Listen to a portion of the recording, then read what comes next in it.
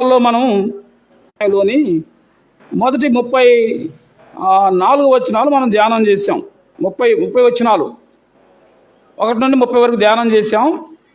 అందులో మరి పౌలు జీవితంలోని మరి చాలా సంగతులు ఉన్నాయి. అయితే ప్రాముఖ్యంగా మీరు గుర్తుపెట్టుకోవాల్సిన విషయం ఏంటంటే, అపోస్తుల కార్యాలు గ్రంథం గురించి లోకంలో ఒక నానుడు ఉంది. లోకంలో ఆ యొక్క గ్రంథాన్ని అనేక మంది సంఘాలు బోధిస్తూ ఉన్నారు. మనం మాత్రమే కాదు, కానీ వారికి బ్రదరన్ సహవాసం యొక్క విధానానికి ఉన్న ప్రత్యేకత ఏంటి అనేది ఈ రాత్రి మీరు గుర్తుంచుకోవాలి. లోకంలో ఉన్న సంఘాలన్నీ కూడా అపోస్తుల యొక్క కార్యాలనే వాళ్ళు చూస్తారు, కార్యాలనే వాళ్ళు ప్రకటిస్తారు. అర్థమైందండి మీకు? అపోస్తుల యొక్క కార్యాల గ్రంథం ఇది. అయితే బ్రదరన్ సహవాసంలో ఉన్న ప్రత్యేకత ఏంటంటే, అపోస్తుల యొక్క కార్యాల్లోని ఆ యొక్క బోధలు ప్రాముఖ్యమైనవి. అర్థమైందా? వారేమో వారి పనులను చూసి లిటరల్గా ఆ పనులను బట్టి మనం కూడా అట్లా చేస్తే బాగుండు, మనం కూడా ఎట్లా చేస్తే బాగుండు, లేకపోతే అట్లాగా అయితే బాగుండు అని కోరుకుంటారు. కానీ బ్రదరన్ సహవాసం యొక్క ప్రాముఖ్యమైన విశేషమైన విషయం ఏంటంటే,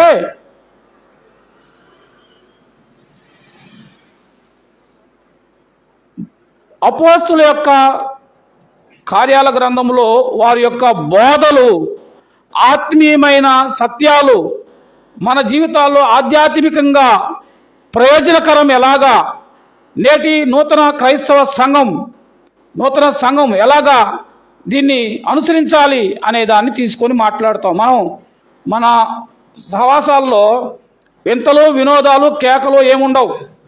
కేవలం వాక్యం, ప్రార్థనే. గుర్తుంచుకోవాలి.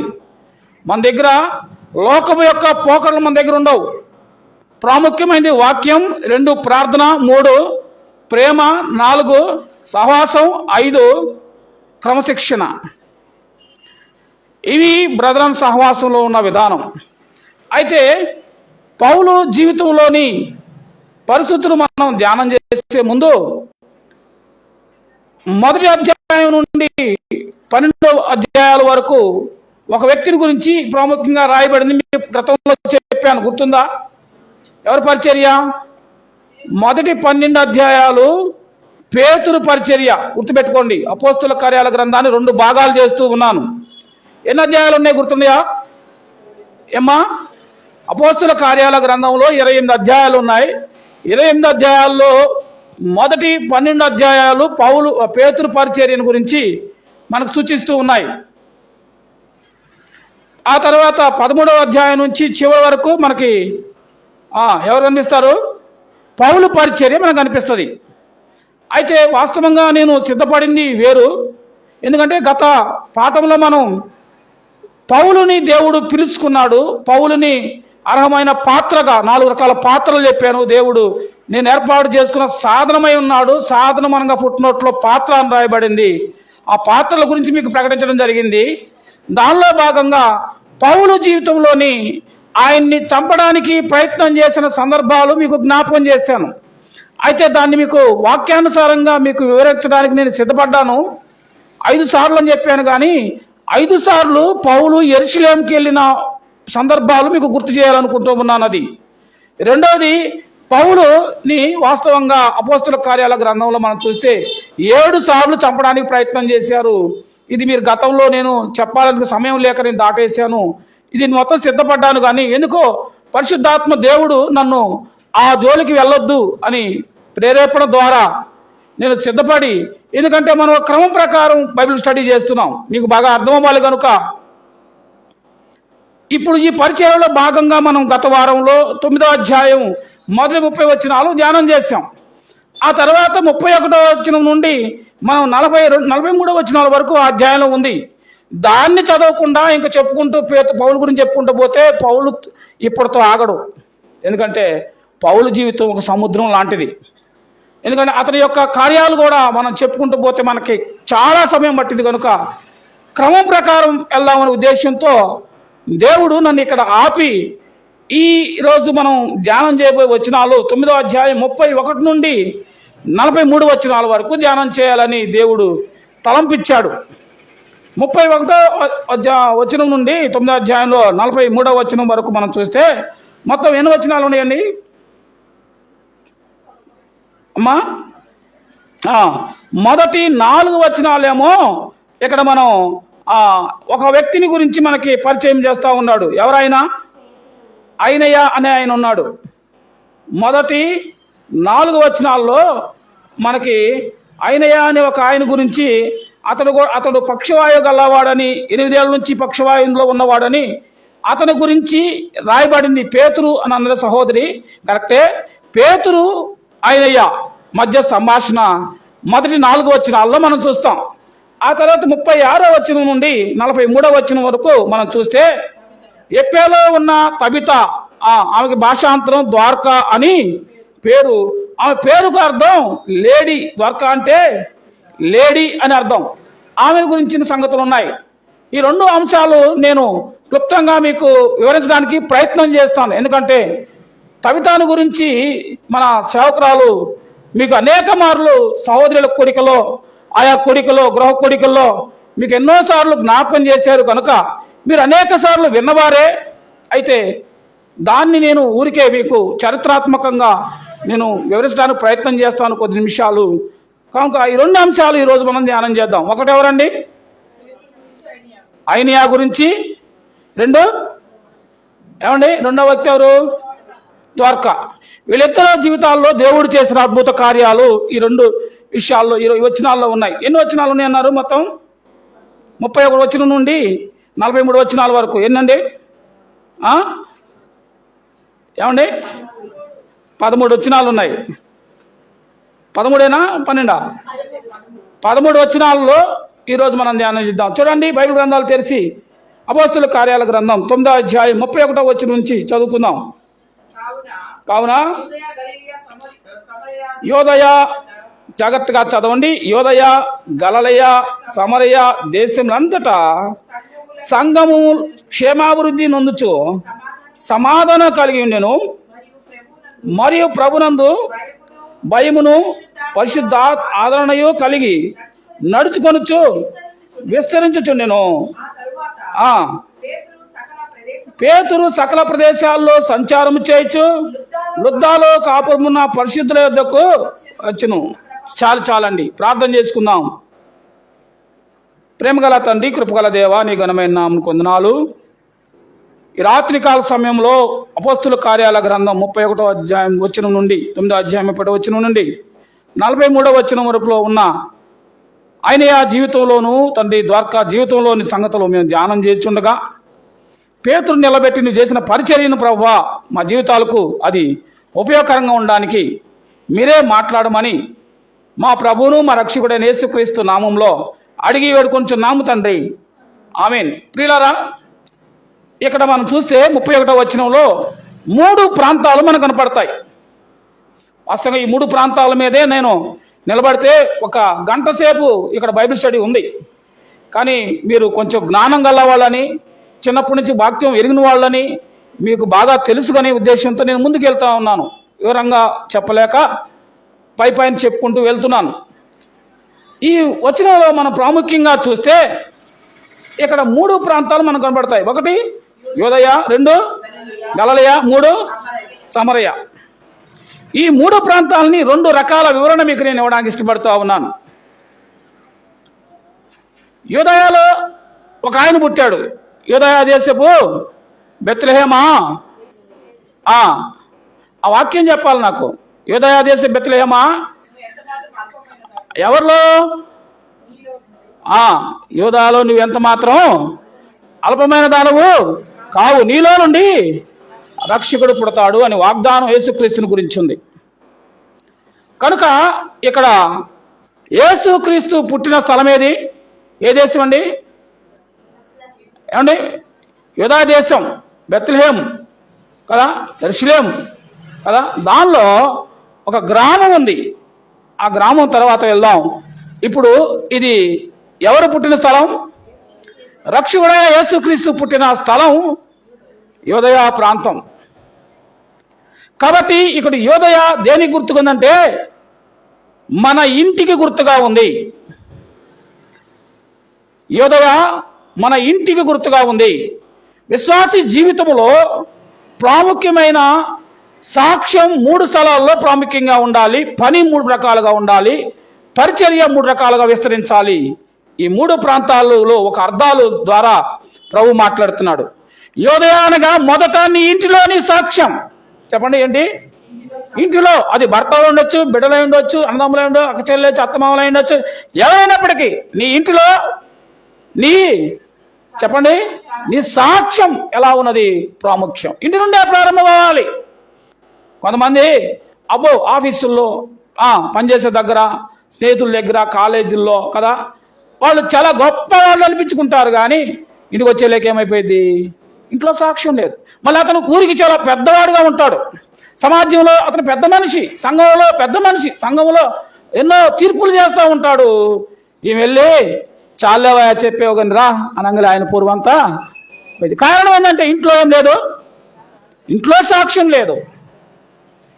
ప్రియులారా, ప్రతి వ్యక్తి యొక్క విశ్వాస జీవితంలో నీ సాక్ష్యం మొదట నీ ఇంట ఉండాలి. నీ గురించి సాక్ష్యం నీ భర్త చెప్పాలి, నీ భార్య చెప్పాలి, నీ పిల్లలు చెప్పాలి. ఎందుకంటే వాళ్లే కదా ఉదయం లేచి నుండి సాయంత్రం వరకు మనతో ఉండేది, మనతో మాట్లాడేది, మనతో ఎక్కువ సంబంధాలు కలిగి ఉండేది. కాబట్టి యోదయ అనగా నీ గృహం ఇంటిలో నీకు మంచి సాక్ష్యం కలిగి ఉండాలి. రెండోది గలలయ. గలలయ యొక్క ప్రత్యేకత ఏంటండి? యేసు ప్రభు జీవితంలో గలలయ యొక్క ప్రత్యేకత ఏంటి? సేవకురాలు మాట్లాడకూడదు, మిగతా వాళ్ళు మాట్లాడిన వాళ్ళు చెప్పకపోతే మీరు చెప్పాలా. యేసుక్రీస్తు జీవితంలో యోదయలో ఆయన బెత్లెహేములో ఆయన పుట్టాడు. గలిలయలో ఆయన సంబంధం ఏంది అని అంటే, మీరు పాటలు పాడతారు కదండి మంచి సింగర్లుగా. అంటే గలిలయుడా నజరేయుడా కదా. అంటే ఆయన ఎవరు? గలిలయుడు అనగా గలిలయలో ఆయన ఏమయ్యాడు? పెరిగాడు. యోదయలో పుట్టాడు, యెరూషలేములో పుట్టాడు, గలిలయలో పెరిగాడు. ఇవన్నీ ఆధారాలు మీకు చూపించడానికి నేను గత 3 వారాలుగా ఇదే వాక్యం చెప్తున్నాను కదా. జ్ఞానులు క్రిస్మస్, గొల్లల క్రిస్మస్, క్రిస్మస్ అంటే ఏంది, ఆరాధన అంటే ఏంది, ఇవన్నీ గత వారాల్లో మీకు చెప్తా ఉన్నాను. ఒకవేళ మీకు ఇంకా ఆ యొక్క రిఫరెన్స్లు, ఆ వివరణ కావాలంటే మన యూట్యూబ్లో అవి ఉన్నాయి. ఆ వాక్యాలు మీరు తీసుకొని దాన్ని చూడొచ్చు. కనుక సమయం లేదు కాబట్టి ముందుకెళ్తా ఉన్నాను. గలిలయ అనగా యేసుక్రీస్తు ప్రభువారు పెరిగిన స్థలం. అంటే ఊరు. ఎవరైనా ఏ ఊరు వాడు? గలిలయుడు అని పాటలు రాస్తున్నారు, రచయితలు పాడుతున్నారు కదా. గలిలయుడు అనగా తన ఊరు. విశ్వాసికి తన ఇంట సాక్ష్యం ఉండాలి. రెండోది ఎక్కడ ఉండాలా? ఊరిలో సాక్ష్యం ఉండాలా. పక్క ఊరికి వెళ్ళి మంచోళ్ళు అనిపించుకోవడం పెద్ద విషయం కాదు. మన ఊర్లో మనం కలిసి పెరిగి ఆడుకున్న వాళ్ళు, కలిసి సావాసం చేసిన వాళ్ళు, మన ఇంటి పక్కన వాళ్ళు కదా, ఇంటి పక్కన వాళ్ళ దగ్గర సాక్ష్యం ఉండాలా. అసలు ఉన్నది అక్కడే ఏదో గొడవ. ఇంటి పక్కన వాళ్ళు నీళ్ళు వచ్చినాయని, ఇంటి పక్కన వాళ్ళు స్థలం అడిపోయిందని, ఇంటి పక్కన వాళ్ళు అది పెట్టలేదని, ఇది పెట్టలేదు, వాళ్ళు వండుకున్నారు వీళ్ళు పెట్టుకోలేదని, ఎక్కడో దగ్గర ఖచ్చితంగా ప్రతి వ్యక్తి జీవితంలో ఇంటి పక్కన సమాధానంగా చుట్టూ ఉన్నవాళ్ళు అందరూ సమాధానంగా ఉండేవాళ్ళే అని చెప్పడం ఎవరో కోర్టుల్లో ఒకళ్ళు ఉంటారు. కాబట్టి ఇంటి పక్కన సమాధానం దాదాపుగా గొడవ లేని వాళ్ళు ఉన్నారా? ఒక్క గొడవ లేదండి మాకు పుట్టిన కాడి నుంచి మా ఇంటి పక్కన ఒక్క గొడవ నాకు లేదన్న వాళ్ళు చాలా తక్కువ. అది నీవై ఉండాలా. కాబట్టి మన గ్రామంలో మనకేముండాలా? సాక్ష్యం ఉండాలి. మూడోది ఎక్కడ? సమరయ పట్టణం తెలుసుగా. సమరయ గ్రామానికి వెళ్ళి ఎండవేళ ఎవరు కూర్చొని ఉన్నాడు? యేసు ప్రభు వారు మధ్యాహ్నం ఎండవేళ అలసిపోయి కాదు, అలసిన రీతి కూర్చొని ఉన్నాడు. అసలు సమరయులు ఇశ్రాయేలుతో, యూదులతో సాంగత్యం చేయాలంటే వాళ్ళు వెలివేయబడ్డా వాళ్ళు. అది వేరే ఊరు, వేరే ప్రాంతం. కానీ అక్కడ కూడా ప్రభు వెళ్ళి ఏం చెప్పాడు? సువార్త ప్రకటించాడు. ఇక్కడ మనం సాదృశ్యంగా తీసుకుంటే ఈ సమరయ ఇతర పట్టణాలు, ఇతర దేశాలు, వేరే ఊర్లు ఎంత దూరమైనా బూది గంతలు తర్వాత ఏముంది ఆ దేశం అంతటా సంఘము. కాబట్టి నీ యొక్క విశ్వాసం, నీ యొక్క సాక్ష్యము నీ ఇంట, నీ గ్రామంలో, నిరుగుపొరుగు గ్రామంలో, ఎదుగున్న గ్రామంలో బూది గంధం వరకు ఎలా ఉండాలా? అది సుగంధ పరిమళం వలె ఉండాలి. కాబట్టి సోదరుడా, సోదరి, అయితే సంఘము యోదయ, గలయ, సమరయ దేశములంతటా కదా అది అభివృద్ధి చెందుతూ ఉంది. మరియు ప్రభునందు భయమును పరిశుద్ధాత్మ ఆదరణ కలిగి కొంచెంగా దేనివల్ల?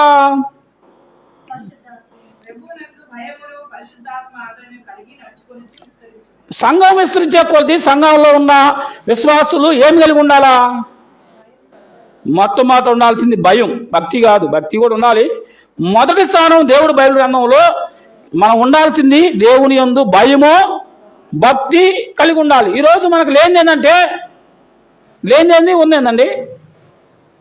భక్తి అయితే మన దగ్గర కేజీలు ఉంది కదా, బోల్డ్ భక్తి ఉంది. మన తెల్లారుజామున 3 గంటలకు ప్రార్థన పెట్టిన గుంపులు మనం బ్రహ్మాండంగా వెళ్తాం కదా.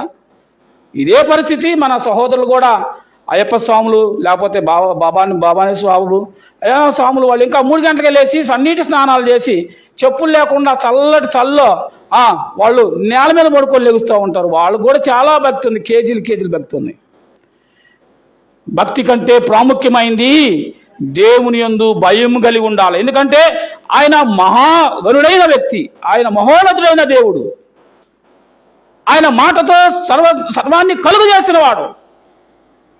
దేవుని యొక్క ఆ గొప్పతనాన్ని గుర్తెరిగిన నీవు భయం కలిగి ఉంటావు. నీకు భయం లేదంటే కారణం ఏంటంటే ఒకటి, ఆ దేవుని యొక్క గొప్పతనాన్ని ఎరిగి ఉండకపోవచ్చు, లేకపోతే లెక్కలేనితనమై ఉండొచ్చు. కాబట్టి భయము భక్తి కలిగి నీవు ఏవాలి? జీవించాలి అంటున్నాడు కదా సోదరుడా, సోదరి. అయితే వచ్చిన 32లో ఆ తర్వాత పేతురు సకల ప్రదేశములో సంచారము చేయొచ్చు, లుద్దాలో కాపురమున్న పరిశుద్ధుల వద్దకు వచ్చెను. ఏనట పేతురు ఏం చేస్తున్నాడు? పేతురు ఎక్కడికి వెళ్తున్నాడు అండి? సకల ప్రదేశాల్లో సంచారం చేయొచ్చు. ఎందుకు తిరుగుతున్నాడు? ఇతడు సువార్త పరిచర్య చేస్తున్నాడు. ప్రజలకు దేవుని వాక్యం ప్రకటిస్తూ సకల ప్రాంతాలకు వెళ్తూ ఉన్నాడు. పేతురు సకల ప్రదేశాల్లో సంచారం చేయొచ్చు. ఇప్పుడు ఆయన కొంత రెస్ట్ తీసుకోవాల్సిన అవసరం వచ్చింది. అలాంటి సమయంలో ఎక్కడికి వెళ్ళాడు? లుద్దాలో కాపురమున్న పరిశుద్ధకు. అదండి, లుద్దాలో ఎవరున్నారట? లుద్దాలో పరిశుద్ధులు ఉన్నారు. పరిశుద్ధుల వద్దకు వెళ్ళాడు. మరి నీవు నేను అడిగి వెళ్తున్నావు? పొద్దున్న లేచిన కాడ నుంచి మనం ఎవరితో కూర్చొని మీటింగ్ చేస్తున్నాం, ఎవరితో మాట్లాడుతున్నాం, ఎవరితో కబుర్లు చెప్తున్నాం? ఆలోచన చేయండి. నీ సహవాసం ఎవరితో, నీ మాటలు ఎవరితో, నీ ఫోన్లో సంభాషణ ఎవరితో, నీ జీవితంలో ఎక్కువ సమయం ఎవరితో గడుపుతున్నావు? నువ్వు గనక పరిశుద్ధుడు అయితే నువ్వు ఎవరిని ఎత్తుకుంటావు? నీవు కూడా పరిశుద్ధులను ఎత్తుకుంటావు. నీలో పాపపు స్వభావం, పాపపు ఆలోచన, పాపపు తలంపు, నీ జీవితంలో రహస్యమైన పాపాలు ఏదైనా ఉంటే నువ్వు దేన్ని దేవులాడుకుంటావు అంటే నువ్వు పాపాన్ని దేవులాడుకుంటావు. ఎందుకంటే ఆయన పరిశుద్ధుడు గనక మీరును అది పరిశుద్ధత విషయంలో ఎటువంటి రాజీ లేదు. ఆయన నాలో పాపం ఉందని మీలో ఎవరైనా స్థాపించగలరని చెప్పిన దేవుడిని నమ్మిన నీవు నా జీవితంలో కూడా ఆ పరిశుద్ధుడైన దేవుని నమ్మిన నీవు విశ్వాసం అయితే, నిజంగా పరిశుద్ధురాలివి అయితే నువ్వు పరిశుద్ధులతోనే సహవాసం చేస్తావు, పరిశుద్ధులతోనే నువ్వు కలిసి ఉంటావు, పరిశుద్ధులతోనే మాట్లాడతావు, పరిశుద్ధులతోనే కూర్చుంటావు, వారంటే కూర్చుంటావు. వారంటే నువ్వు కూర్చోట్లేదంటే నీ వారు తప్పు అంటలేదు బైబిల్ గ్రంథం. తప్పెవరిది? నీది, నాదే. మన సహవాసాలు, మన మాటలు, మన సంభాషణ ఎలా ఉండాలని పేతురు అంటున్నాడు. పేతురు ఆయా ప్రదేశాలన్నీ తిరుగుతున్నాడండి. తిరిగితే ఎంతమంది పరిచయం ఉండొచ్చు, ఎంత గొప్ప వాళ్ళు పరిచయం ఉండొచ్చు, ఎంత డబ్బులు ఉన్న వాళ్ళు పరిచయం ఉండొచ్చు, ఎంత బాగా జోకులేసి మాట్లాడించగలిగిన వాళ్ళు పరిచయం ఉండొచ్చు కదా. కానీ ఎక్కడికి వెళ్ళాడట? లుద్దాలో కాపురమున్న పరిశుద్ధుల వద్దకే వెళ్ళాడు. ఎప్పటి వరకు? పరిశుద్ధులు కాని వారి దగ్గరికి వెళితే వచ్చే నష్టాలు నేను మీకు చెప్పాల్సిన అవసరంలా. అవి ఖచ్చితంగా వారిలో ఉన్న ఆ అవిధేయత, వారిలో ఉన్న ఆ దురుకు స్వభావం, వారిలో ఉన్న ఆ పాపము, వారిలో ఉన్న అపవిత్రత ఖచ్చితంగా ఎవరైతే సహవాసం చేస్తావో ఖచ్చితంగా నీలో నాలో కనపడింది. జాగ్రత్త. కనపడకుండా చూసుకుంటాననుకుంటే అవివేకం. ఏమండి, చూడగలవా? చూడలేము. ఎందుకంటే మనం పాపపు లోకంలో ఉన్నాం. పరిశుద్ధులుగా జీవించాలంటే యేసు ప్రభు యొక్క సహాయం కావాలి. పరిశుద్ధుడైన దేవుని యొక్క సహాయం ఉంటేనే నీవు పరిశుద్ధుడిగా ఉండగలవు. అలా కాకుండా వెళ్ళి నువ్వు పరిశుద్ధత లేని వారితో సహవాసం చేసి నేను పరిశుద్ధంగా ఉన్నానులే అనుకుంటే నిన్ను నువ్వు మోసం చేసుకున్నావు, దేవుడిని మోసం చేస్తున్నావు. జాగ్రత్త. అందుకే పేతురు ఎక్కడికి వెళ్ళాడు? పరిశుద్ధులతోనే. ఏమండి, ఎవరితో సహవాసం చేయాలి? పరిశుద్ధులతోనే సహవాసం చేయాలి. అంతే. అసలు పరిశుద్ధులు అని అన్నా బాగుంది. అసలు మేము పరిశుద్ధులు అని నీకెలా తెలుసు? బైబిల్ ఏడనుందా? ఉంది, రండి చూద్దాం. యోహాను సువార్త 3వ అధ్యాయం 3వ వచనంలో మన గురించి రాయబడిందండి. 3వ అధ్యాయం 3వ వచనంలో త్వరగా చదవండి, సమయం లేదు. 3వ అధ్యాయం 3వ వచనం. అందుకు యేసు అతనితో, ఒకడు క్రొత్తగా జన్మించితేనే కానీ అతడు దేవుని రాజ్యము చూడలేడు నీతో నిశ్చయముగా చెప్పుచున్నాను. ఏం చేయాలా? మొట్టమొదట పరిశుద్ధులు అవ్వాలంటే ఏమ్మా? అది ఒకడు క్రొత్తగా జన్మిస్తేనే అతడు దేవుని రాజ్యం చూడలేడని. అది అంటే ఇప్పుడు పరిశుద్ధులు ఎవరు? మొట్టమొదట పరిశుద్ధత తెలియపరచాల్సింది ఎక్కడ?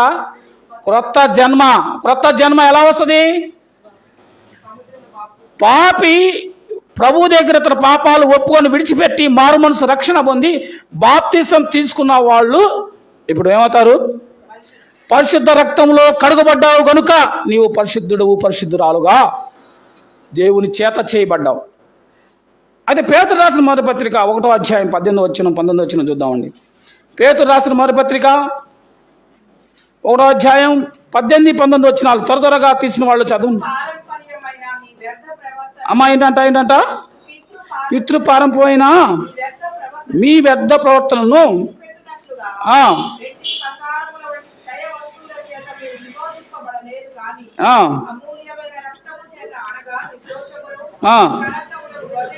అమూల్యమైన రక్తము చేత అనగా నిర్దోషమును నిష్కలంకమును గొర్రెపిల్ల వంటి క్రీస్తు రక్తము చేత విమోచింపబడతారని మీరు ఎరుగురు కదా. ఆయన జగత్పునాది వేయబడక మునిపే నియమింపబడిను. చూడండి, ఎవరంట ఆయన? అమూల్యమైన రక్తము, నిర్దోషము నిష్కలంకము అనే రక్తము, యేసుక్రీస్తు రక్తం. మీరు పరిశుద్ధులుగా ఉండాలి అంటే ఆయన రక్తంలో ఏమవ్వాలా? కడగబడాలి. అమూల్యమైన రక్తం చేత మనం నిష్కలంకులుగా చేయబడాలంటే కడగబడాలి. మొదటి ప్రభు మన పాపాలు తన రక్తంలో కడగాలి. ఆయన యొక్క మరి మరణ పునరుద్ధానాల గుర్తుగా బాప్తిసం ద్వారా మనం పరిశుద్ధులంగా చేయబడుతున్నాం. అవునండి, అవునా కదా? అదే యోహాను రాసిన పత్రిక, యోహాను సువార్త 15:4-5 వచనాలు. యోహాను సువార్త 15వ అధ్యాయం 4-5 వచ్చి చదవండి. నా యందు నిలిచియుండుడి, మీ యందు నేనును నిలిచి ఉంటాను. అమ్మ, ఎక్కడున్నాలట? తీగ ద్రాక్షావళిలో నిలిచి ఉంటేనే గాని తనంతట తానే ఎలాగ ఫలింపదో అలాగే నా యందు నిలిచి ఉంటేనే గాని. అమ్మా, మీరు ఫలించాలంటే ఏడుండాలి? మనం ఎక్కడ అంటు కట్టబడాలండి? ద్రాక్ష వల్లిలో తీగలుగా మనం అంటుగట్టబడి ఉండాలి, నిలిచి ఉండాలి. పరిశుద్ధులతో సహవాసం, సంఘంతో సహవాసం, ప్రభువుతో సహవాసం, ప్రార్థనతో సహవాసం. నీ సహవాసం ఎక్కడుంది? ఈ 2024 సంవత్సరంలో నీ జీవితంలో ఎన్ని ఆదివారాల్లో ప్రభువుని ఆరాధించావు? బాప్తిసం తీసుకున్నావు, మంచిదే. ఎన్ని శుక్రవారాలు బైబిల్ స్టడీకి వచ్చావు? ఎన్ని శనివారాలు విజ్ఞాపన చేశావు? ఎన్ని మంగళవారాలు సహోదరుల కుడిలో పాల్గొన్నావు? నీకు స్తోమత ఇచ్చే నీకు దేవుడు నేర్పించిన వాడు నువ్వు ఎన్ని ఆదివారాలు సండే స్కూల్ పరిచర్యలో పాల్గొన్నావు? ఒకసారి గుండెల మీద చేసుకుంటే మనం ఏందో మనకు తెలిసిపోయింది. ఊరికే ఓవరాల్ లెక్కేసుకోబాకండి. జాగ్రత్త సోదరుడా సోదరి. పరిశుద్ధులుగా ఉండాలంటే నీవు ద్రాక్ష తీగలో నిలిచి ఉండాలి అంటున్నాడు. కొరింథీయులకు రాసిన మొదటి పత్రిక 1-2 వచనాలు. కొరింథీయులకు రాసిన మొదటి పత్రిక 1-2 వచనాలు.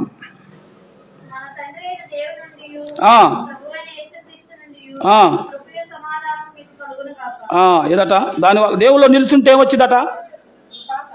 క్రైస్తవులు పరిశుద్ధులుగా ఉన్నప్పుడు నీకు ఆయన దేవుని నుండి కృపయో సమాధానము కలిగి ఉంటావు. సోదరుడా సోదరి, ఈ రాత్రికాల సమయంలో పరిశుద్ధులతో సహవాసం కలిగి ఉన్నా ఏమండి పేతురు జీవితం ద్వారా ప్రభు మాట్లాడుతూ ఉన్నాడు. లుద్దాలో కాపురమున్న పరిశుద్ధులతో సహవాసం చేయడానికి వెళ్ళాడు.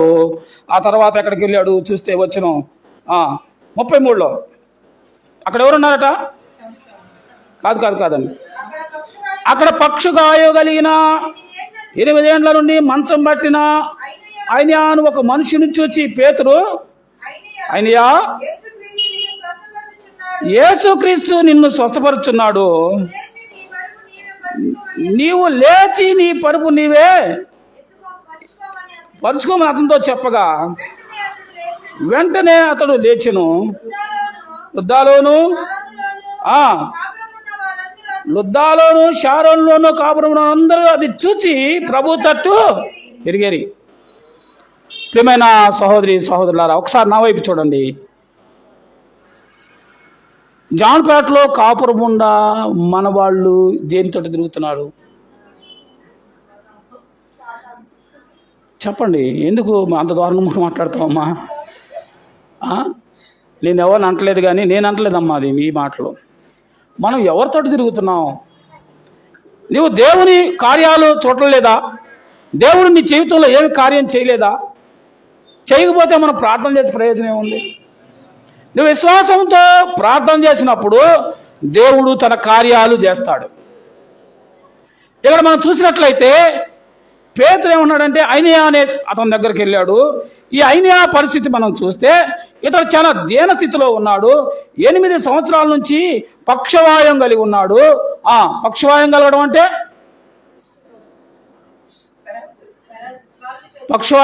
అంటే కాలు చేయి పడిపోవడం. కాబట్టి ఇతను ఖచ్చితంగా అతని పని అతను చేసుకోలేడు. ఇతరుల యొక్క సహాయం మీదే బ్రతకాలి. కష్టపడి సంపాదించలేడు, కష్టపడి వంట చేయలేడు, కష్టపడి ఏదీ చేయలేడు కదా. కాబట్టి ఇతని జీవితం, ఇతని శరీరంలో సగం భాగం పడిపోయింది. పక్షవాయువు అంటే మనకి బ్రెయిన్ స్ట్రోక్ కనుక ఎడం వైపు వచ్చిందనుకో కుడి పక్కన ఉన్న అవయవాలు పడిపోతాయి. కుడివైపు వచ్చిందనుకో స్ట్రోక్, ఎడపక్క అవయవాలు కాలు చేయి పడిపోతాయి. కాలు చేయవచ్చు, నోరవచ్చు. మనం గమనించాలి. మన ఎదురు ఉన్న వాళ్ళు, పాపం ఈ సమస్యలో తిరుగుతున్న వాళ్ళు అనేక మంది కనపడతారు. వాళ్ళ జీవితంలో కొన్ని పాఠాలు దేవుడు నేర్పిస్తారు. మన చుట్టూ ఉన్న ప్రకృతిలో, చుట్టూ ఉన్న మనుషుల దగ్గర ఎన్నో పాఠాలు దేవుడు నేర్పిస్తాడు. నీకు గమనించాలి. మనకు అన్నీ ఉన్నాయి, దేవుడు ఇచ్చాడు. కాళ్ళు, చేతులు, కళ్ళు, శరీరం, అవయవాలన్నీ బాగున్నాయి. కాబట్టి మనకేం పని అలా పోయే వాళ్ళతో అనుకోబాకండమ్మా. దేవుడు నీకు అన్ని ఇచ్చాడంటే ఏమి లేని వారిని చూసి వారిని బట్టి నువ్వేం చేయాలా? ప్రార్థన చేయాల్సిన అవసరం నీకుంది. జాలిపడాలి, ప్రేమించాలి, సహాయం చేయాలి. ఇక్కడ అయినయా పరిస్థితి చాలా దారుణంగా ఉంది. పక్షవాయువు కలిగి ఎన్ని సంవత్సరాలు? 1-2 సంవత్సరాలు కాదు, 8 సంవత్సరాలు అతను బాధపడుతున్నప్పుడు అతను ఎక్కడున్నాడట? మంచం బట్టి ఉన్నాడట. అంటే తీవ్రమైన పక్షవాతం ఇది, లెగలేని పరిస్థితి. మంచం మీద ఉన్నాడంటే ఇతను చూసేవాళ్ళు ఎంత కష్టపడాలో, ఇతను కూడా ఎంత యాతన పడుతున్నాడో. మంచంలో ఉండడం అంటే అది భయంకరమైన దౌర్భాగ్యమైన స్థితి. జాగ్రత్త సోదరుడా సోదరి. అలాంటి స్థితి, అతనే కంపు అతనిదే, అతని పరిస్థితి అతనిదే, అతను ఏది చేయలేడు. అలాంటి వ్యక్తి జీవితంలో దేవుడు చేసిన గొప్ప కార్యం ఏంటంటే స్వయాన పేతురే అక్కడికి వచ్చాడు.